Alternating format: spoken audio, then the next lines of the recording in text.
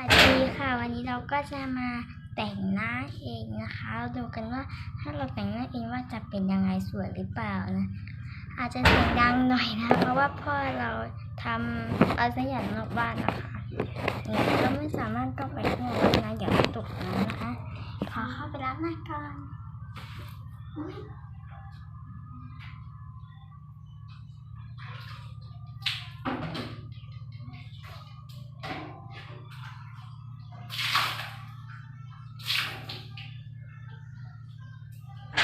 หน้าเสร็จแล้วค่ะขอเช็ดหน้าก่อนโอเคค่ะล้างหน้าแล้วก็เช็ดแล้วนะมาโอ้ยร้อนไม่ใช่ร้อนค่ะเปียกไปหมดอย่างแรกนะคะต้องเช็ดให้แห้งหน้าสดนะถ้าเรามีผ้าเช็ดหน้าก็น่าจะได้นะเช็ดหน้าลบหน้านะคะอย่างแรกเราก็จะใช้แป้งนะคะใส่มือแล้วก็เพราะว่าไม่มีของจริงเนาะก็จะเอาไว้ตรงนี้นะคะตรงเขาเรียกว่าชั้นข้างล่างตานะคะมันก็จะเป็นอย่างนี้นะคะเพื่อทาให้มันขาวมาระดับหนึ่งเพราะว่าเราเป็นคนที่นอนดึกมากก็เลยขอบตาดำเยอะนะต้องขอโทษด้วยที่เลยแหละว่าขอบตาคลิปที่สวยจะเป็นเพราะว่าใช้เอฟเฟกต์นะคะที่สวยที่สุดแล้วแบบว่าเรียกว่าใช้เอฟเฟกต์ตอนนี้คือต้องทาขอบตาให้มันขาวน่ากลัวว่าเป็นทา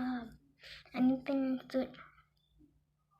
อันนี้เหมาะกับสำหรับเด็กนะที่แบบว่าเพิ่งทำนะคะ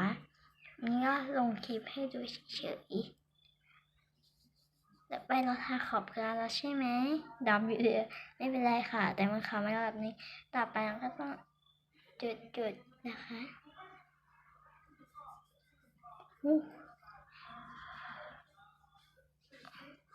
ขอทาให้มันแบบ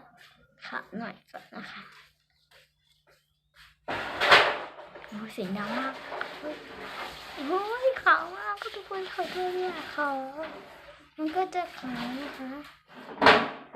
ขออภัยแรกค่ะที่มันขาวเกินที่เพิ่งรีวิวสำหรับเด็ก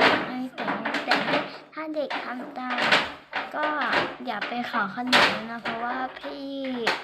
ทำให้มันขาวมาแบบนึงแล้วขอบคุณนะคะนี่มันก็จะมีรอยอยู่นะคะเดี๋ยวเราก็แล้วนะคะเราก็จะใช้ลิปสติกนะคะลิปสติกต่อไปนี้เสียงดังมากค่ะขอโทษขออภัยด้วยนะคะเสียงดังมากอันนี้ก็จะเป็นลิปสติกนี่นะคะเลือกอะไรดีที่เป็นสีดำแล้วกันเป็นสีดำนะคะหัวแป้งเต็มหน้าเลยขอดูขออภัยด้วยเพราะมันเช็ดไม่เต็มเนี่ยเพราะมันถูไม่เกี่ยงหน้าผากนี่ขาวโพลเลย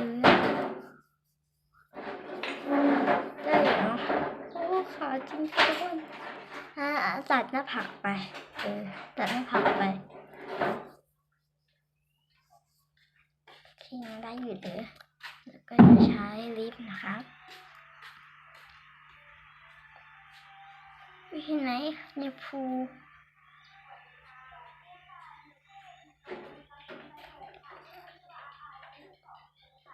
สำหรับเด็กที่แบบว่าใช้นะคะ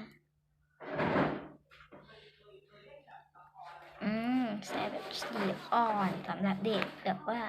ไม่ทำอะไรเยอะนะคะทุกคนว่ามีแค่นี้หรอไม่มีแค่นี้ค่ะนี่นะคะเป็นลิป2อันนี้มีอันนี้ 0.5 อันนี้ 0.2 อันนี้ 0.5 อันนี้ 0.2 ค่ะผู้ผิดมองกับเลขกันเลือกเป็น 0.5 แล้วกันค่ะ 0.5 จะออกมาสวยหรือเปล่าในกล้องไม่รู้สวยไหมแต่ข้างนอกถ้าเป็นความเป็นจริงดูกระจกสวยนะถ้าเป็นพี่นะ คนอื่นก็สวยเสียงดังมากค่ะขออภัยด้วยนะแม่เราไม่ใช่พ่อเราทำข้างนอกนะขออภัยด้วยที่ต้องถ่ายคลิปตอนนี้นะคะเดี๋ยวเรามาทาลิปก่อนไม่ต้องสนใจเสียงนั้นค่ะ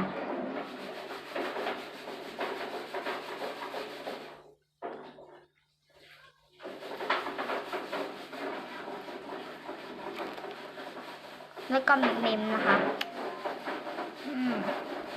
นี่นะคะก็แต่งหน้าก็จะประมาณนี้นะคะเห็นไหมสวยออกเดี๋ยวแค่แป้งมันเต็มหน้าค่ะตรงนี้ขาวไปหน่อยเห็นไหมมันขาวมากเลยถ้าอย่างนี้ก็สวยนะ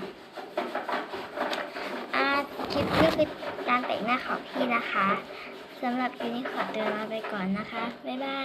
ยคลิปหน้าเจอกันค่ะ